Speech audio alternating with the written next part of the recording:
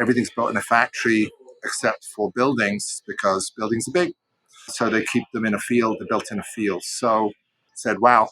And then this sort of dovetailed in with the fact that there is a global crisis, global housing crisis, and closer to our shores, very much a national housing crisis in terms of volume and cost. And we said, I wonder if we can fix this.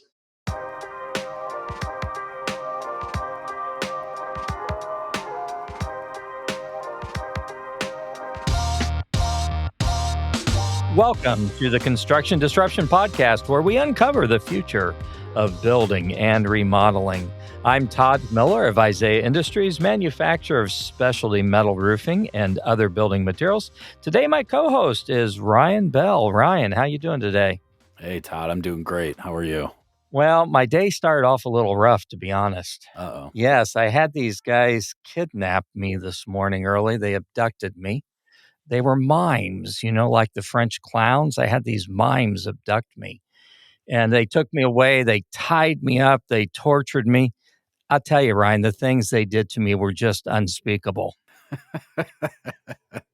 Okay, so that's my story for the day. Wasn't really all that dramatic. Anyway, our guest today, though, is someone incredibly dynamic. I'm very excited about our guest today here on Construction Disruption. Our dynamic guest today is Paolo Tiramani. He is the founder and CEO of Las Vegas-based Boxabl. Paolo grew up in London, but soon relocated to the States. He is an industrial designer and a billionaire, not bad. His company, Boxabl, is a new technology in construction. They do in-plant construction of structures that are easy to be shipped across the country. They basically design three basic building modules, if you will, that can be packed, unpacked, and assembled together in a variety of ways on job sites. Of course, you can always learn more about Boxabl, and that's Boxabl without an E on the end. I'm at boxabl.com. But there's no greater opportunity to learn than with our guest here today on Construction Disruption. Paolo, thanks so much for joining us. I've been looking forward to this conversation. Todd and Ryan, thank you so much. And Todd, it's good to know you have no sense of humor whatsoever. Yes, I think that's a great quality in an individual, isn't it? Yeah, but I really like the show and very, very happy to be on. Thank you so much. Well, thank you for joining us. Appreciate it. So let's just dive right into it. You're hitting the construction industry in a strong and dynamic way. I know that you personally have a long history in engineering and design. You have over 150 innovative designs and patents in a wide range of fields, including hardware, sporting goods, medical, construction, and automotive. Boxabl, on the other hand, was started just a few years ago in 2017. Tell us just the quick overview of your life before Boxabl. Yeah, sure. So, yeah, you're right. Industrial design and mechanical engineering degree from Central St. Martin's in London, which apparently I still have the accent. So, a very, very, very, very good school. And pretty much my whole career has been innovation, technology, futurism, I suppose. More recently, with mechanical patents and designs. I'm a designer at my core, I suppose, and built and ran a intellectual property licensing company for a number of years. Some of those industries we innovated in, and really monetized that business 6-7 years ago to become an operator in a space, and spent quite some time thinking what space we should enter into, with the goal of finding a big problem and fixing it. And we liken it to a skill. If you've been doing something for a few decades and you have a team that have been doing something for a while, for example, if you're an accountant, you can count. You don't care what you count, you just count it. And if your job is innovation and engineering and technology, it's not too far afield from your wheelhouse, you should be able to innovate. So we started off looking for a problem. We didn't really start with the idea, because the idea is what you count. So we started off with the finding a problem, and we saw that everything in our lives is a consumer good. Everything you look around you, what your listeners are wearing around their table, everything's built in a factory except for buildings because buildings are big. So they keep them in a field, they're built in a field. So we said, wow.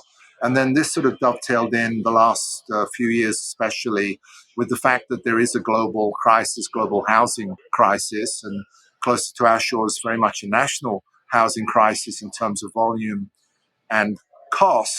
And we said, I wonder if we can fix this.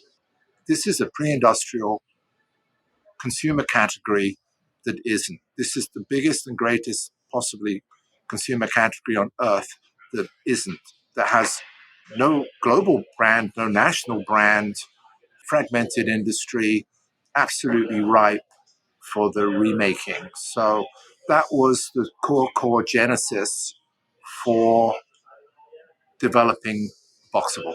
I think that's fascinating. And as I look at what you folks have done, I mean, certainly there have been other attempts and still folks doing things with various ways of offsite construction. But what it seems like they've done is they've just figured out, okay, how can we do the same thing we would do on a job site, except do it someplace else and then move it?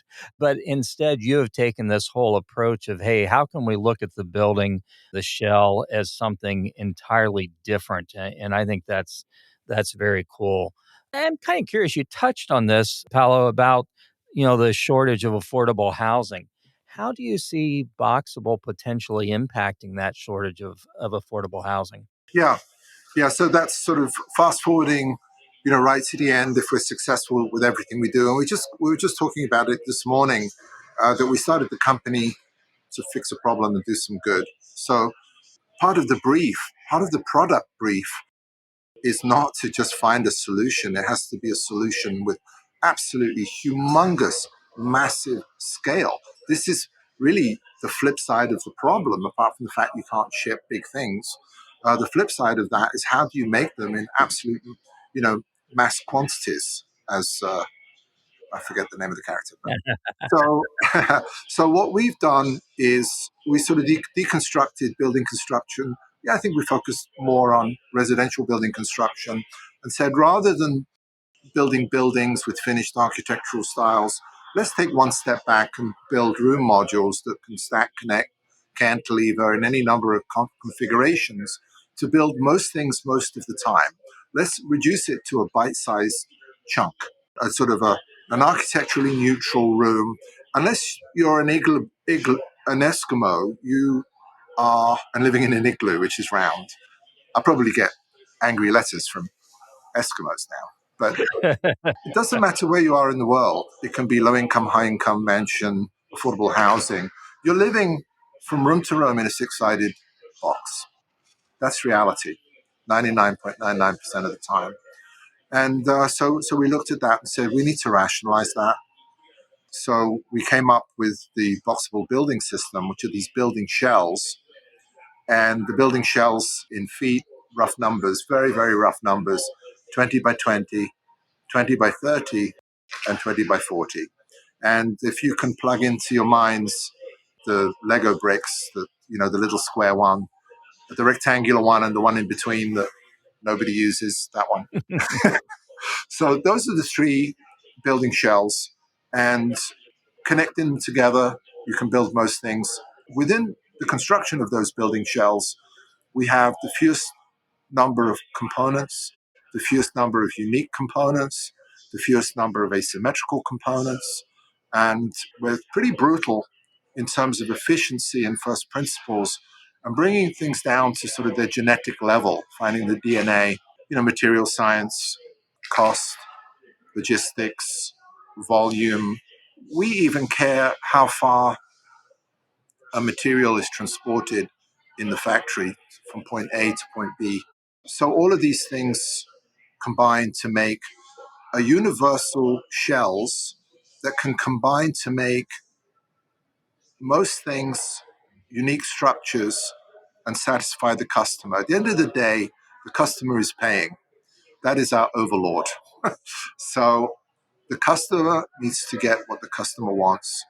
And there's sort of three legs to our stool, if you like, that we need to make the highest quality product at the lowest cost possible in the fastest amount of time that we can. So these are some of the principles that we apply that will generate massive, massive volume. And the other part of it is that there's the product and then there's the factory that makes the product. So we considered the factory a product. In fact, we were talking about that earlier this morning. And so we consider the factory, the product that makes the product. We are rationalizing this factory with automation to an extreme degree. And we can sort of veer off and talk about any of these topics. And once we've finished rationalizing the factory fully, we're analog right now with a lot of people, but we'll be investing heavily in robotics once we've got our engineering fully complete.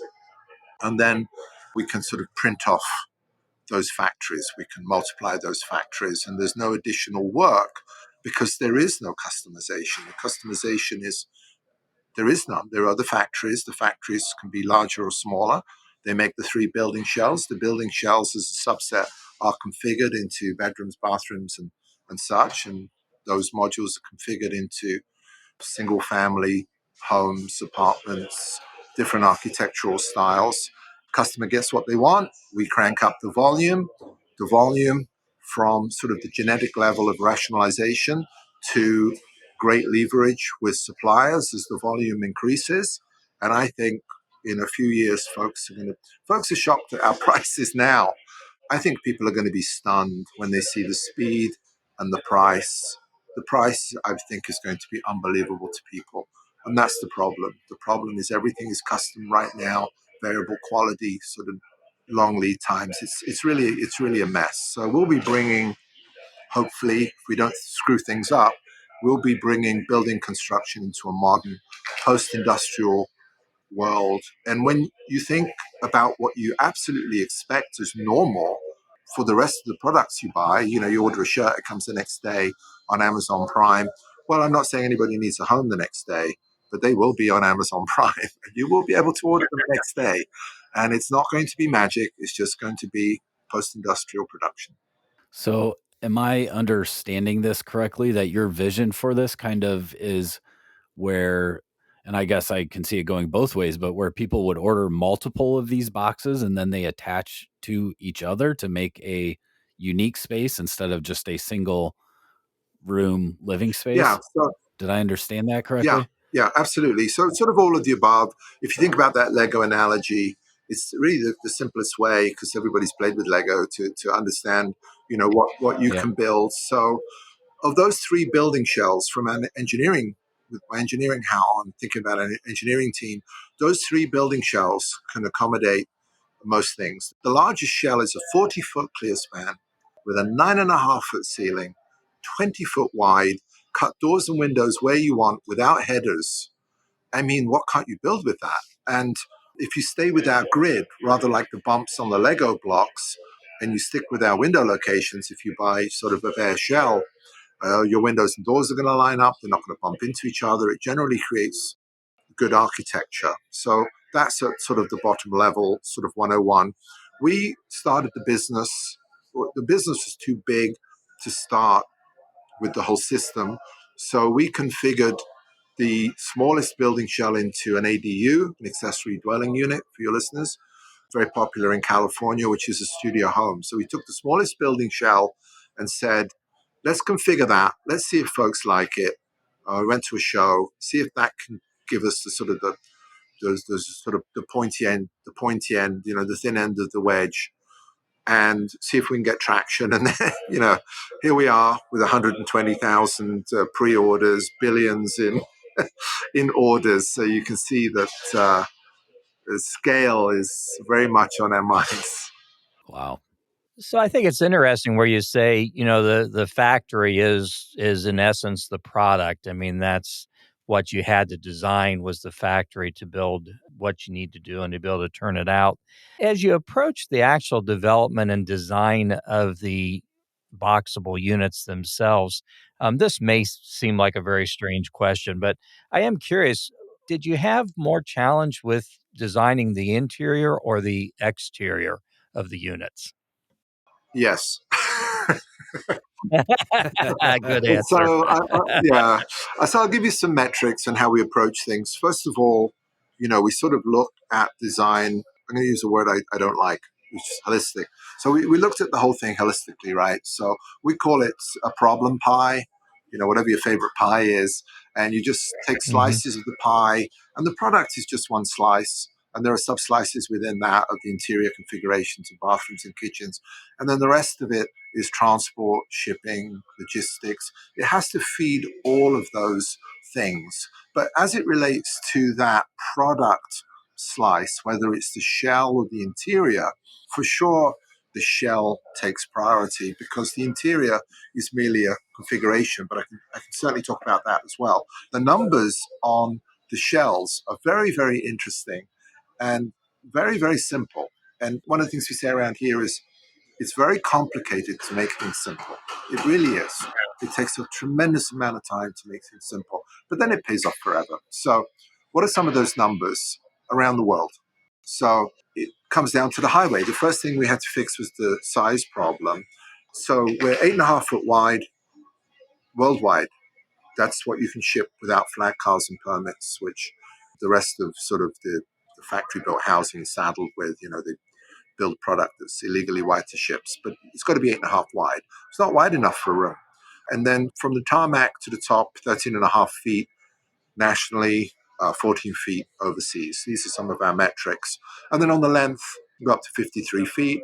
That's okay. We don't really need to go much beyond 40 by our math. So very, very interesting. So we've made something that unpacks from that to a true, actually 19 foot from the exterior. And then the length, we are, I believe, 38 feet, but we just rounded up to 20 by 40. So that is an absolute key metric. One of the aha moments, we have a number of innovations, patents, and things like that. But one of the aha moments is we realized that most residential construction is about 2/3 empty space. And about a third of it is what we call dollar dense.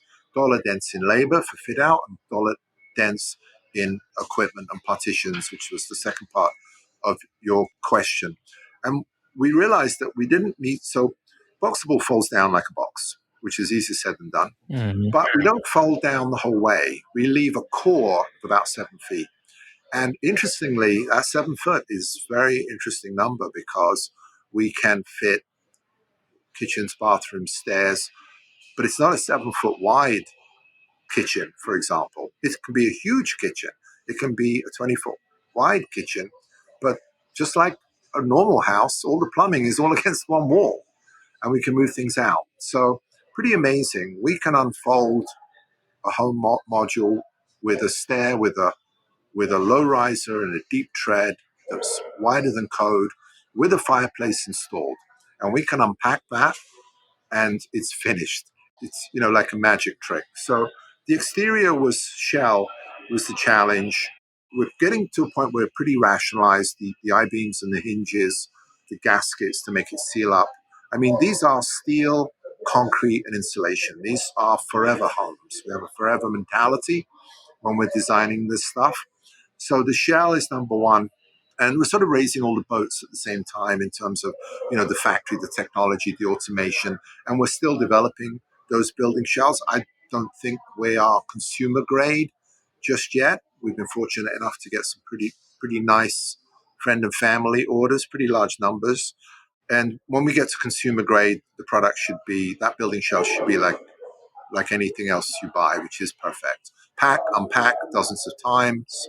I don't want to see homeowners or their builders unpacking these things with hammers and screws. We'll have cam locks and so on and so forth. A true consumer product that unpacks. And then the interior configurations are a subset of that. I'll give you one quick example where we have a lot of panels for the kitchen, things like that. We've been able to get into rationalizing a lot of that. I mean, the shower is a great example. We couldn't find a shower that we liked, so we didn't think that they were generous enough in height. Everything was 7 feet, and we're like, well, we have a 9.5 foot ceiling. Let's go 8 feet. Can't find it. So I think we started off paying something like $700 for something custom. Then we made our own, much nicer, frankly, in vacuum formed ABS as a material and process. And I think that came down to 400. Now that we know that the design is correct, the customers love it, we're going to injection mold that, even higher quality, under $100. Under $100. So we're taking, an $800 7-foot shower that isn't what you want to our 8-foot shower, injection molded, sliding glass doors, which we can buy for under $100. And that's part of our secret sauce. And so if you think that we're slowly going through the interior configurations, components, there's nothing too small that would ultimately evade our engineers' attention to go through those principles. And the cost of this, we're highly focused, not on making a larger profit. We just need to make the profit to keep the doors open and reward our investors. We're dedicated to lowering the cost of housing. And it's this sort of thinking that will hopefully achieve that. Very neat. I liked where you were talking about, how much unused space there is in a home. And it's kind of interesting. We were actually, a couple of us were talking about that this week. And it may seem silly, but, we manufacture roofing systems that go on top of homes. And, I just made the comment. I said, well, a roof would be a whole lot more affordable if we weren't covering space that is never used. If, the whole house was more compact and just focused on what's actually used to live in and what's needed. So, a very interesting approach. So, you mentioned you've got some orders. Sounds like a lot of orders. You've had some friends and family, as you mentioned, place orders. Tell us a little bit about where is the state of Boxabl today? I mean, and you mentioned wanting to continually upgrade the factory, which is certainly the right thing, I'm sure, to be doing. But where do you stand today in terms of being in operational and putting out units and so forth? Yeah, great, great, great. So I'll answer that in two parts. We're a very young company. So we've been actively working on it for 5 years, speculating about it for a few years before that. We've been in our factory a little over a year, about 18 months. Customer number one was Elon Musk. That's now public. So that is a fact now. I wasn't sure. Okay. That is absolutely true. We were under an NDA, and we were concerned that if we spoke about it, which we wouldn't do, leaving contracts, and maybe one of his satellites would have obliterated us from the sky with a laser beam or something. I don't know. So anyway, that's great. I just listened to a Full Send podcast the other day where he said, "Yeah, I have Boxabl prototype," and I'm like, "Thank God he used the word prototype because it's a bit rough around the edges. I mean, not to normal people, but I know how he's going to look at it, So he used the word prototype, so that was great." And it was an interesting story. It was really early days. We were in an R&D lab, about 10,000 square feet, and they kept calling, and my business partner called me and said, Elon Musk's office from Starbase is calling SpaceX, and I'm like, no, it's not real. Don't worry about it. So anyway, they persisted, and eventually we realized it was real. And they said, "Can we have one?" And we said, "No, we've only got 3." But they're persistent. It's Elon Musk, so he got one. So that was great. We'll see what the future holds there. A second order was with the Department of Defense, so that was also really just sort of landed in our lap for 156 units for Guantanamo. And we were so early. I remember bringing colonels, 3 colonels and a bunch of support staff through the factory behind me. And there was no power. There was nothing on. It was stone cold empty.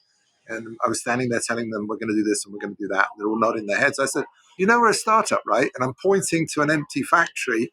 And they're like, yep. Right. They're like, yep. I'm like, all right, fellas. And I got with my partner and said, should we do this? And realized the risk was low and we were fully transparent. So we did it. We actually delivered early.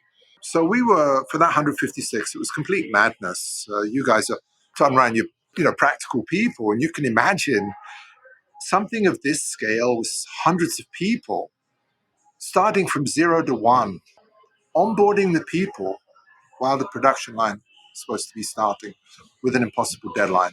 So kudos to our team. Wow.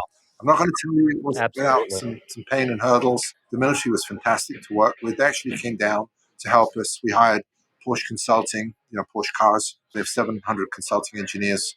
We're most akin to an automotive production line. So, yeah, we got it done. And since then now, we've actually sort of slowed our roll, if you like, to building one every 4 hours.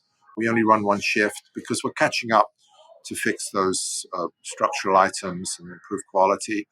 And our next round of equipment purchasing, we'll go from analog to automatic, if you like, and we'll be, I believe, at 40 minutes. And the goal is to produce one Boxabl home every 60 seconds, which sounds like madness, but Yeah. the Ford F-150 is built in. And then to answer the second part of your question quickly, the factory behind me, which is pretty huge, 300,000 square feet, 6 or 7 acres, something like that.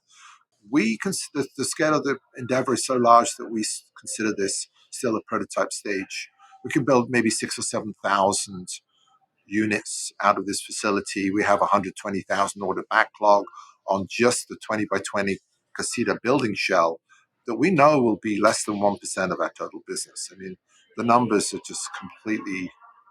I wake up in the morning, it's unbelievable. So this factory here, 300,000 square feet, we're figuring out what to vertically integrate and what to carry on purchasing. Getting there, we're onboarding people. The factory team now is pretty good. We have folks from Daimler Chrysler here that we're onboarding, super talented people. And the goal is our first, mega factory will be in the 3 or 4 million square foot range. That should be north of 100,000 homes a year. We're looking now. We are in glorious Las Vegas, Nevada. We are out west where the buffalo used to roam.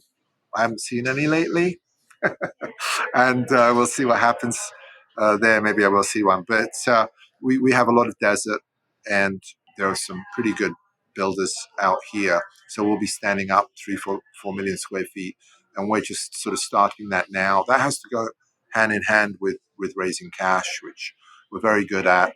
Crowdfunding. We're the largest crowdfund in history of all things. I actually think we can raise $1 billion with a B crowdfunding. It's the craziest thing I've ever seen. That's amazing. It's staggering. It's Yeah. just absolutely staggering. Well, so I'm going to ask you a question, and if this is something you'd rather not answer, we will just edit this out. But I'm kind of curious. So, where do you think Katerra went wrong? I mean, what caused them to end up being roadkill on this whole thing, on this whole path toward affordable housing? Where do you feel they went wrong? Yeah, actually, I toured the Katerra factory. I'm a very transparent person. We're a pretty transparent company. So I get myself in trouble all the time. I think Terra, when we were starting up, when we were attending the shows, and I think it was just more money than sense. This was SoftBank, Saudi money Mm, based. And I think people that are not used to having money get a little giddy with it, and they sort of start to believe their own press. And I think it was just a long play, like same thing as WeWork, the same SoftBank type of money. And I think it just breeds massive, staggering levels of inefficiency.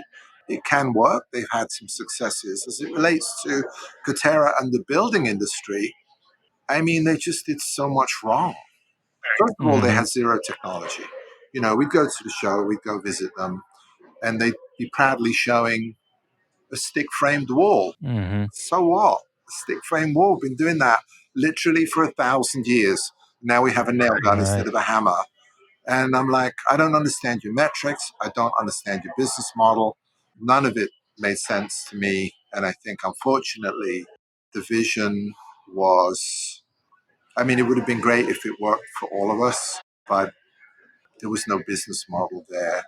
At the end of the day, the money's only going to take you so far if you don't have something of substance underlying it. And to do things differently is difficult. Doing things differently is unreasonable, just on its face. And if you don't have a technology that is measurably better and measurably less money and faster and better, it's never going to take traction. And they didn't even have that. They just had money and wishful thinking with a giant factory. But those assets will be repurposed. In fact, I met the CEO of one of the companies, can't remember the name now, out in California, which has its own problems, by the way, starting a factory in California with legislation the way it is. They just picked up a giant factory. So it doesn't just blow away into the wind. These are hard assets that will find value. Yeah. So.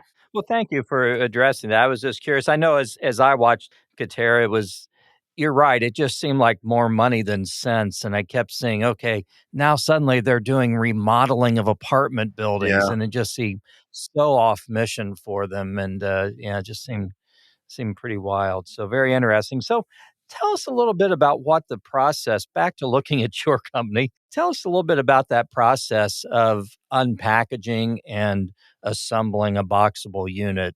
What kind of skills does that require? What kind of equipment does it require? How many people? How long? Yeah.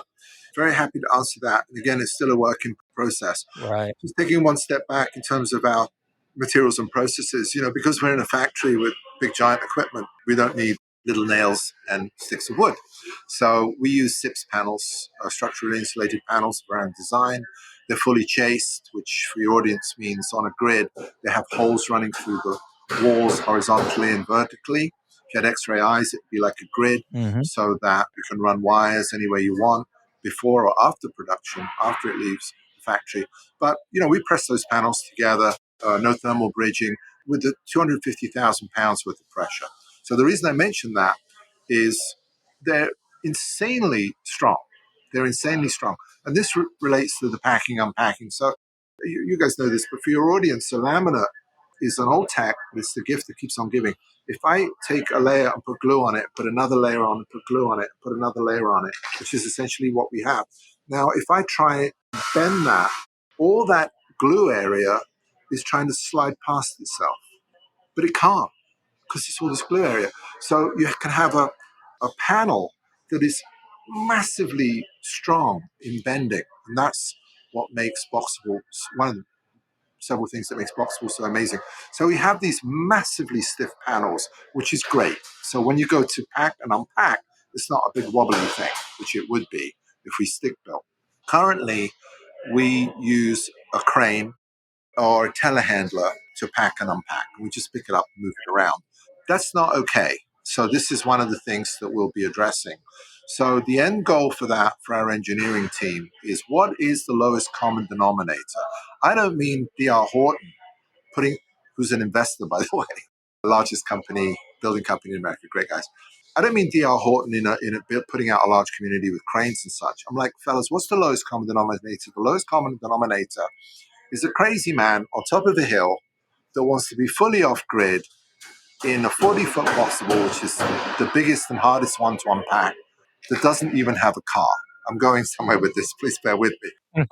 So we've developed an unpack mechanism. It's kind of Rube Goldberg with a car battery that can be in the car or go to Costco, buy a car battery, and two guys once it's on site, we'll be able to pack and unpack the casita with the roof and everything by themselves in about an hour. We're not there yet. We're getting there, testing. And that's the lowest common denominator. And going back to our friends at D.R. Horton and others, Lennar and Champion and others, even if you are on site and you have a big crane, that big crane is really expensive and it's busy. So there's still a use case for a regular unpack, unpack mechanism. To move the product around up to 2 stories, again, we don't need a crane today. We can do it with a telehandler. Telehandler is just a forklift sort of on steroids, if you like. It's just a big forklift. And the certs for the driver and the availability much lower and more accessible than a crane, which is hard to get into backyards and spaces, and it's a big deal. So these are some of the things we're doing to fix the entire problem. Like as I said before, we're not simply focused on producing a product. We're focused on fixing the problem, and that goes from the supply chain to the installation. So we look at, as good industrial designers and mechanical engineers, we look at how can we design this thing to serve all of these other things that need to happen to ultimately serve the customer. Very, very simple first principle thinking, where we use these thoughts as a tow rope as we go through the development process to get to the end result that hopefully fixes or at least ameliorates these problems. So when I think of someone living in a boxable home, I think simplicity, I think affordability, I think resiliency, I think, minimal carbon footprint, no more carbon footprint than we have to have. What are some of the other benefits that you think someone will really enjoy living in one of your units? Yeah. So I like to think of it, the things we talk about here, it should be no compromise product. Everything should be better. That's it. There's nothing worse. Everything has to be better. So there's no compromise at all. And then in terms of the benefits, I would say, folks are very conscious about sustainability and green. I'm more concerned about what it costs for our customer, frankly. And I think Mhm. at the end of the day, that's what they're concerned about. So sustainability and low carbon footprint is the end result, and the factor is typically cost. If you look under the hood of sustainability, it's about cost 85% of the time, unless you're talking carbon fiber or something like that. So if you move something a shorter distance, if you have fewer parts, if it goes together quicker, it can have multiple uses. If you can buy it in larger volumes, this all drives down the cost, it all drives down the footprint, and you have sustainability. So, from that point of view, I think we're really well. We do really well, pretty much carbon neutral. And then in terms of thermal, we're sort of little thermal batteries. I mean, the things are concrete, steel, and foam. The insulation in the walls is PE. Mhm. It's polystyrene. So, if you want to stay warm, you can think of it as a thermos. And if you want to stay cool, you can think of it as an igloo cooler, which absolutely drives down costs. And then in terms of the living experience, you're in a 9.5 foot ceiling, you have an 8 foot tall window that are 3 foot wide. There's a half a dozen of them in 400 square feet. And we make you feel small in the casita, in the home, which normally you say, well, why would you want to do that? I don't want to feel small. Well, you do. When it comes to your home, you want to feel small. You want that home to feel big, Sure. like it's putting its arms around you. And it's very effective. And our architects pay attention to a lot of emotional cues, like sight lines. You can see right from one corner to the other. The space feels very big, and you can't necessarily feel that from pictures. You see that, and you see maybe a tiny home. A tiny home has a 7, 8 foot ceiling, and it's 6 foot wide. We're 20 foot wide. It's not really the same thing. And then in terms of building construction, other benefits for the customer, the cost of money, keep money in their pocket till the end. It's a big deal. And things that we can't imagine today. I'm so old. I remember going from snail mail to email. That's how old I am. And people had a hard time understanding it at the beginning. So, what do you mean? It's so fast. And I think Sure. that if that's something new, and the new part of Boxable is that you can pack and unpack. You can grow your home. You can make your home smaller. So, in the arc of the life of a particular home, you might have a family that moves in and expands it, and then you may have an empty nester that doesn't want to pay the taxes and wants to free up a little cash, or the kids fight. They only want to have one bedroom, so they pack one bedroom up. So it really can change the way you think about home ownership, and think about it as a consumer product with all the benefits and warranties that you would expect from any other consumer product. So, I mean, those are certainly some of the benefits. And then on the interior, even though they're very, very affordable, nothing can be worse. It has to be better than everything. For example, we started out with our military order. It's $50,000. It's a home. It's incredible value, and we had sort of the Formica laminate countertop, right? So today we can buy a quartz countertop for less than a Formica, and then we're designers. So instead of giving it, a 1 or 1.5 inch return, we give it a 3 inch return. So our upcoming generation, and these are continuous improvement things, our kitchen and bath countertops, the 3 inch quartz return. It looks like $1 million. You could put it in $1 million home. Absolutely. Yeah, and we do that for absolutely everything. If I may just give you one more analogy, you can get a guy that's an engineer, an executive, and he can go through a toll booth, and the toll booth guy is not making a lot of money, and they can both pull out iPhones. They can both pull out iPhones, and that's what the cost of technology. That's what technology does. It lowers the cost of everything, where everybody can buy the same thing. So even if you've got a guy not making so much, and you can have a sort of more highly paid fat cat, they're still pulling out the same phone. They're pulling out the same phone, and we see Boxabl the same way. You can have more, you can have less of it, but the quality is, still there. The quality is even because it's the right quality.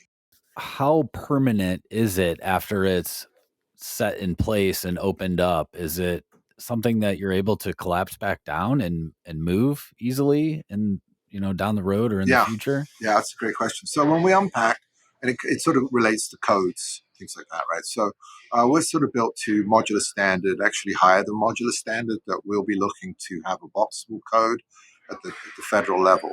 Because again, a fragmented industry, it's not silly right now.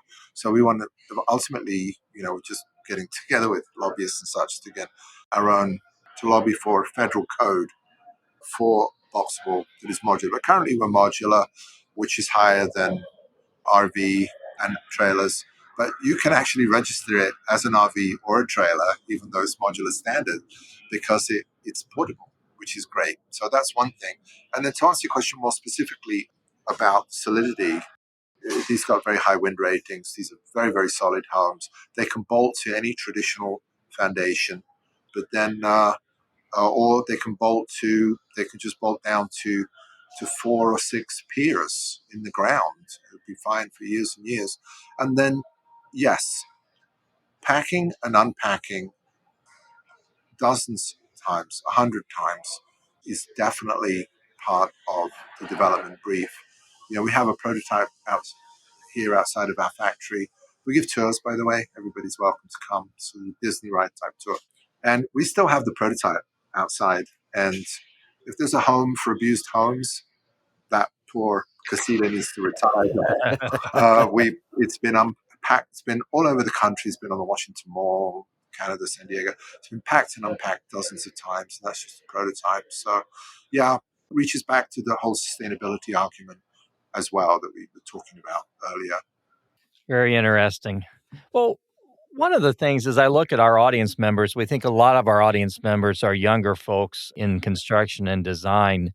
Any particular advice you have for them or even ways that they could tap into what you're doing at Boxable? I mean, guys say, hey, I want to become a local unpacker and erector of Boxable units or something like that. Any words of advice for folks who are intrigued by what you're doing? Yeah, I would say a couple of things. On the one hand, we are staffing up. So if you're brilliant, if you're ambitious, if you want to come and join one of those companies, as I said, if we don't screw it up, it's really, we're a technology company. It's a very exciting space. Las Vegas is not a terrible place to be. When you invite people to come, they're like, or they make excuses to come visit us. As opposed to, come and visit us in Boise or something. They don't want to come. Oh, I shouldn't say that now. I'm going to get lots of angry people from Boise. Yeah, now the Boise people will be angry. Yeah, those people. That's one. And on the other side, again, as part of fixing the entire problem, the product leaves our doors. How do we ensure quality and a good customer experience? And we have to have certified installers, which I think goes to the heart of your question. And so, how will we do that? We're not there yet because we're moving down to sort of our consumer product. The consumer product would be the onesie twosie, as opposed to D.R. Horton buying a couple of hundred sort of thing. That's sort of the friends and family I call it. But as we get to the consumer product, which we're very keen to do, we need to have certified installers. So what does that look like? Of course, there are folks that install, modular homes, trailer homes, things like that. They're used to moving big things around. I'm sure we'll be onboarding those as independent agents. I think the sort of Home Depot is very interesting to us. We haven't spoken to them yet, but they have a pro customer and they have a regular customer. That's a marriage made in heaven right there. So there's a sort of a deep vein of possible installers there. And what we plan to do as part of the whole franchise will be to have a sort of a Boxabl university with a couple of different levels of certification. There'll be probably something like a week-long cert in a school where they can come down to our factory here. And then, of course, some places that's not going to be, they're not going to be able to do that for one reason or another. We'll have an online lower level of certification. But we will, as the company grows, be looking to have certified installers and builders, young builders, old builders in the field could certainly, I believe, find quite a profitable career as a certified installer because, as we know, the home is just part of the equation. You know, we're architecturally neutral. You can finish them in different architectural styles. And typically that homeowner is going to need a hookup to electric, or if they're remote, to a septic, and they're going to need the driveway, and they're going to need a slab. And we support where we can. We will support where we can with downloadable plans to take to their building departments if it's a onesie type retail customer. But they're going to need a lot of hand holding. You know, I don't know that a dentist knows anything about, or an accountant knows anything about building construction. I'm pretty sure they need a building construction professional. And I think that the sort of three-way relationship works very well because the homeowner, who is our key focus, will have confidence that it's a Boxabl certified installer, and they know that there's sort of a mothership to complain to if they get sort of a rogue installer. You know, they're not just left high and dry. We get the certainty that the product is being installed correctly, so we get less blowback for incorrect installations. And I think for repeat sales, I think everybody's certainly happy. The homeowner may want to add modules. The certified installer is going to be happy for repeat business with a customer that they previously hopefully had a good experience with. And we're certainly happy to sell product to both. Very good. Well, I love what you're doing. This has been very informative, and thank you so much. You know, we are close to wrapping up the business end of things, as I call it here. This has been a real pleasure, and I've learned a lot. Is there anything we haven't covered today that you'd like to share with our audience? No, I would encourage folks to take a look at what we're doing. If they like what we're doing, just come visit us in Las Vegas. You know, we're very appreciative of our fans. They've really got us where we are because of the crowdfunding. We set up here the Disney tour. When I say Disney, I really mean Disney. I'm a big fan of Disney. The doors open automatically. They put gear on, take a big old tour. We have a 3-foot pig called Frank, cartoon pig, etc., etc. I think it's a great experience for people to come. Las Vegas is a great place to come. If you'd like a career at Boxabl, we're hiring everywhere from the factory floor to our executive and engineering teams. Just reach out to us. Fantastic. Well, before we close out, I have to ask you one last question. One of the things we do often do here in the end of each show is what we call our rapid fire questions. Oh, boy. These are 7 questions that we would pose to you. Some may be silly, some may be a little more serious. All you have to do is give a quick answer, and our audience needs to understand if Paolo agrees to this. He has no idea what we're going to ask. So, are you up to the challenge of rapid fire? Yeah, absolutely. I'm terrible at it. I'll tell you right now, but let's go. Let's do it. Well, we're going to alternate asking you the questions. I will let Ryan ask question number 1. All right, here we go. First job that you ever had? The worst job that I ever had was cleaning monkey experiment test tubes in a laboratory because I could not get a job as a waiter in college. Beat that. So, How did you find that job? Well, I just went to the employment agency and said, I can't get a job anywhere. And they said, do you want to clean monkey test tube? We did.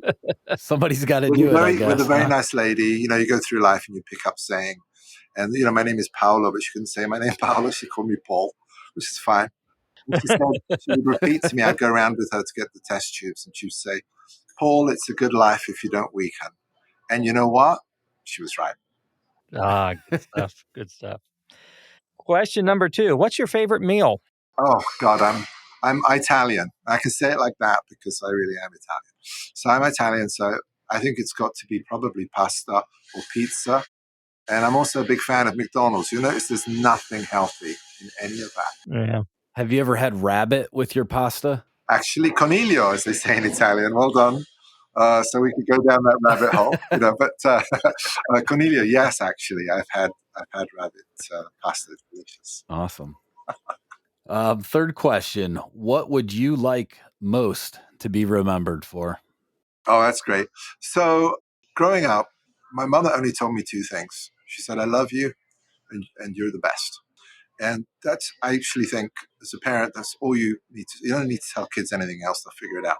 Just tell them you love them and that they're the best. And she instilled this in me, even though when it was quite evident that was not true. From my school reports, it's like, well, he doesn't speak a word of English, but he's very nice. It was pretty much, he's an idiot sort of thing. But so I just want to be the best. If we're talking completely personally now, I just want to be the best at what I do. I just want to be number one. That's it. Maybe that's a little egotistical, but you asked the frank question, I give you a frank answer. And I think there's nothing wrong with saying that. And I think that everybody should have that feeling when they do a task. They say, I want to be the best at this. So, and then what I like to be remembered for is just doing some good somewhere, and that's sort of the phase of my life that I'm in, and I'm having a whale of a time. Those are admirable things. I love that. Nothing at all wrong with wanting to be the best either. I mean, that's the way the world has changed. That's cool. So, kind of along those lines, since you brought in your mom already, and that was great, but you got your choice here. So, either the best or the worst advice you've ever been given. Oh, yeah. I'm an optimist, and so I'll go with something positive for the audience. A friend of mine, older than me, told me years ago, when things were a little rough, things can get rough in all of our lives, professionally and personally. He said, Paolo, he said, nothing stays good and nothing stays bad. And it's really unbelievable advice, because when you're in a hole, you're going to say to yourself, this too shall pass. You're going to say to yourself, this too shall pass. It will resolve and things will get better. It can be something in business, it could be a personal injury, it can be a death. But this too shall pass. You'll get through it. And then when things are good, you appreciate them, because they're not going to stay good. Shit's going to happen. And you can wake up every morning and during those good periods and say, holy shit, I can sweat. This is ridiculous. Don't get comfortable. Don't get comfortable. Just get up and just say, just enjoy the good times. Nothing stays good and nothing stays bad. Best advice I ever got. Good stuff. Thank you. I like that. I think that's getting written down on a Post-it note here. It's a Hallmark card Yeah. that won't sell. All right. Name a mentor or other person you look up to. Is there anyone else other than your mother? Or Yeah, I mean, apart from figures in history, I would say people I look up to, it's a single mother. She's ridiculously eccentric and wonderful, and the usual suspects in the public space that everybody talks about, the Musks and a few others. And I have to say, my business partner, who is also my son, is just ridiculous. I am his dad and he is my son, but he's a serial entrepreneur. He goes from A to B as quickly as possible. He sort of teleports from A to B, whatever the task is. His critical thinking is nuts. And I've got to tell you, I learn from him every day, and he's my son. Good stuff. that's awesome. Okay, next, back to a silly question now. If you had to choose, would you prefer to be a cat or a dog? I have to be a dog. Very good. I have to be a dog. I have to be a girl, because cats are girls and dogs are boys. Those kind of More seem importantly, unrelated to girls, but cats are just weirdos. You have no idea what they're doing. And dogs can fight with each other, and then 2 seconds later they're happy and they're pals again. And I think that goes for guys. We can argue and fight with each other, and then we're good. We'll get along. You've got that right. good stuff. Okay, final question here. Favorite book that you would recommend to our audience? Ayn Rand. Ayn Rand. What's the name of the book? It's just, she is brilliant. Is that Atlas Shrugged? Thank you. Atlas Thank you Shrugged. so much. Thank you so much. Atlas Shrugged. And her writings in particular, at a first blush, you say, oh, she's mean, she's that, she's the other, Israeli lady, beautiful lady. Honesty and truthfulness are something that are always in short supply, I think, in the human condition. And maybe especially today, we see it. Doesn't matter where you are, what side of the aisle you're on, don't care. Not a lot of honesty or courage out in the world in terms of media and things like that. And a lot of virtue signaling. And she didn't do any of that. She was brutally frank. Really, it's an incredible message of living a full, hopeful life that benefits you and others, but does it in a way, the advice is generated in a way that it works with sort of the humans that we are and the way that we're biologically wired for 4 billion years of evolution.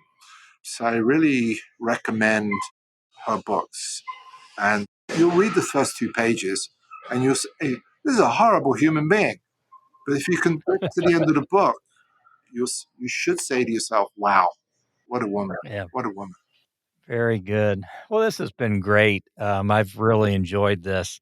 I do need to share with our audience now something that I forgot to say earlier, but something that we have done in the last several episodes of the show is we've had challenge words where both the hosts and the guests have had a word they've been challenged to work into the conversation. And at the end of the show, I report whether we were successful or not. And pleased to see we're all successful. Paolo, you were so successful. I didn't even catch immediately that Wow. you were successful. It just was right in there. So Paolo's word was buffalo. So he's out there in Las Vegas where the buffalo roam, which seemed a little bit odd to me, but still it just went right over my head for a second. Ryan's word was rabbit, asking about rabbit and pasta. Good. Well, That was good. good. And in keeping with our animal theme, except dead animals, my word was roadkill. And I worked that in at some point as well. So I have to share with our audience also, I've been playing Mr. Miyagi here. I managed, as we were recording this, to catch a fly in my hand. So I'm actually sitting here holding a fly right now that's crawling around. I didn't use chopsticks, but I still caught a fly. Anyway, well, this has been great. Great pleasure. I've learned so much. And I have to tell you, your wisdom goes far beyond just engineering and building buildings and designs. There is a great deal of wonderful information here today. So thank you very much for joining us, Paolo. Great, guys. I've really enjoyed the conversation. It's been a wonderful way to pass an hour or hour and a half, whatever it's been. It's been absolutely tremendous. Well, it's been great. And I want to thank our audience, too, for tuning into this episode of Construction Disruption. I encourage you to watch for future episodes. We always have great guests on tap, but this has been a fantastic one. Don't forget to leave a review on Apple Podcasts or YouTube. Until the next episode, change the world for someone, make them smile, encourage them. 2 very simple but yet powerful things we can do to change the world. Until the next episode of Construction Disruption, this is Isaiah Industries signing off. God bless and take care.